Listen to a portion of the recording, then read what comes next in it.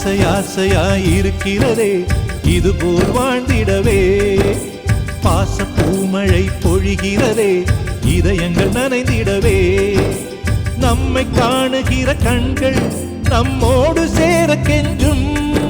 சேர்ந்து வாழுகிற இன்பம் அந்த சொர்க்கம் தன்னை மிஞ்சும். ஒரு நாள் கூட